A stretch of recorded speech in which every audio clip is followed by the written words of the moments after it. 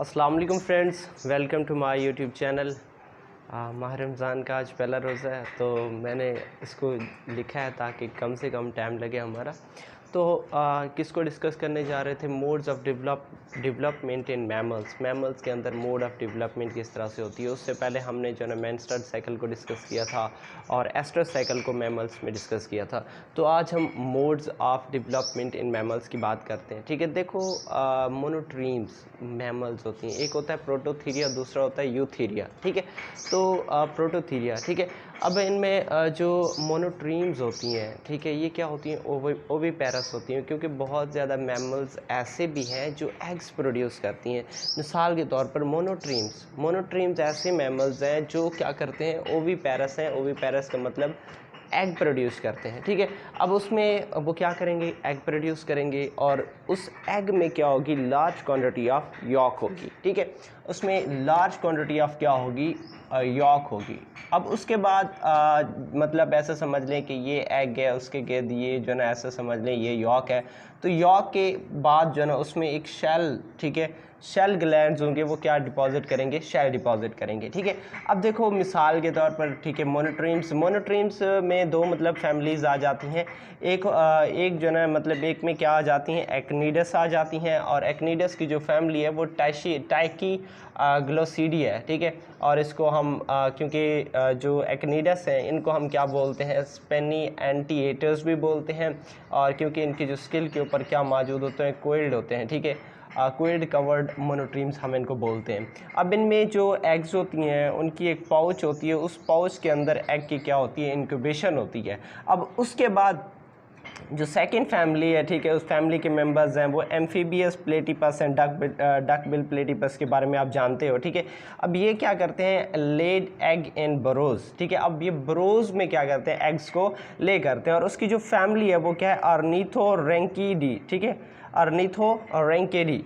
अब देखो जो मतलब बेबी है, वो बेबी की प्रोडक्शन होती है, ऐसा समझ लें। ठीक है, तो उस दौरान होता क्या है कि जो ब्लड है उसको कहाँ जाना होता है, ठीक है, जो फीटस होता है उसमें जाना होता है। ठीक है, तो इस केस में क्या होता है कि उनके ब्लड के साथ उनकी डायरेक्ट अटैचमेंट नहीं होती। ठीक है, वो कुछ भी होगा तो वो डिफियन के प्रोसेस के ज़रिए होगा। ठीक है, तो अब यहाँ भी यही लिखा हुआ है कि जो मैटरनल ब्लड स्ट्रीम है वो क्या प्रोवाइड करती है, न्यूट्रिएंट प्रोवाइड करती है, और वो न्यूट्रिएंट भी क्या होगी, किसके ज़रिए सप्लाई होगी, डिफियन के ज़रिए।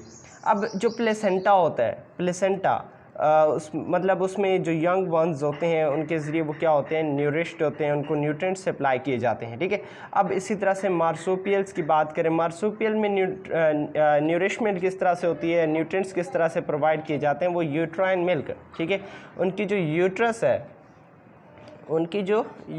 है वो क्या प्रोड्यूस करती है, मिल्क प्रोड्यूस करती है। मतलब इसी तरह से जो डिफरेंट स्ट्रक्चर्स होती हैं, इसी तरह से इंसेक्ट्स में भी डिफरेंट स्ट्रक्चर्स होती हैं। ठीक है, हमने उसमें भी बात की थी कि बर्ड्स में पिजन मिल्क। ठीक है, तो मुख्तलिफ़ किस्म के स्ट्रक्चर्स हैं वो क्या प्रोड्यूस करते हैं, मिल्क प्रोड्यूस करते हैं, जो कि उनकी बेबी की फीडिंग के लिए क्या होते हैं, ज़रूरी होते हैं। ठीक है, उनको मतलब दूध ऐसा समझ लें पिलाती हैं। ठीक है, अब उसके बाद जो न्यूट्रिएंट्स होती हैं वो मैटरनल ब्लड से मतलब जो है ना एक वस्कुलराइज सैक की फॉर्म में मतलब वो सफ़र करते हैं, और इससे मतलब ट्रांसफ़र होते हैं, और इस दौरान क्या बनता है, प्लेसेंटा बनता है। प्लेसेंटा की मतलब मदद से वो क्या करते हैं कि ब्लड स्ट्रीम जो मैटरनल ब्लड स्ट्रीम से न्यूट्रिएंट्स को एक वस्कुलर सैक के ज़रिए उस जो एम्ब्रियो है वहाँ पहुँचाते हैं। ठीक है, कि मैटरनल ब्लड से जो न्यूट्रिएंट्स होती हैं वो एक वेस्कुलर सैक की फॉर्म में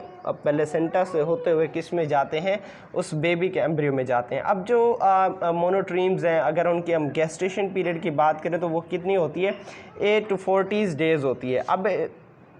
अब इसमें मतलब ये होता है कि इतना कम क्यों है गेस्टेशन पीरियड, तो उसकी वजह यह है कि उनमें जो हार्मोन है ना वो इन एबिलिटी टू सस्टेन, हार्मोन उनके इतने ज़्यादा स्टेबल नहीं होते, सस्टेन नहीं हो सकते। ठीक है, उनकी ना सलीयत समझ लें, ना काबिल सलीयत। ठीक है, तो इस वजह से उनकी गेस्टेशन पीरियड क्या होती है, शॉर्ट होती है। ठीक है, अब उसके बाद जो यंग वंस होती हैं वो क्या होती हैं, क्रॉल इनटू द मार्सुपियम है। ठीक है, उनमें एक पाउच होता है, उस पाउच को हम क्या कहते हैं, मार्सुपियम कहते हैं। ठीक है, तो उसके अंदर वो क्या करते हैं कि वो जो न क्रॉल कर जाते हैं।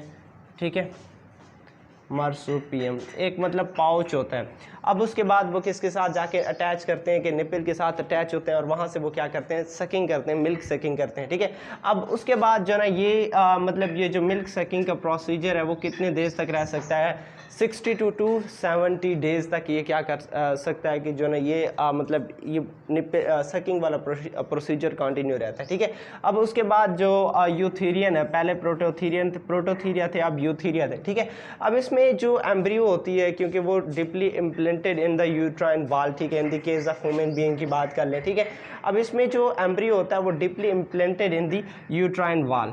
अब इसमें जो एम्ब्रियोनिक है, ठीक है, एम्ब्रियोनिक या फिर यूट्राइन टिश्यूज़ हैं वो क्या होते हैं कि रिपीडली ग्रो होते हैं, वो हाईली फोल्डेड होते हैं और वेस्कुलराइज्ड हो के क्या बना देते हैं, वो प्लेसेंटा बना देते हैं, ठीक है। अब यहाँ मैंने एक चीज़ बात की है कि जो मैटरनल या फैटल ब्लड है वो डू नॉट मिक्स होता है, मतलब जो बेबी का ब्लड है या मदर का ब्लड है वो आपस में मिक्स नहीं होते, और न्यूट्रिएंट्स जो होती हैं वो किसके ज़रिए, सिर्फ डिफ्यूजन के प्रोसेस के ज़रिए, मतलब न्यूट्रिएंट्स, गैसेस और जो वेस्ट मटेरियल होते हैं वो क्या हो जाते हैं, डिफ्यूज़ हो जाते हैं, ठीक है।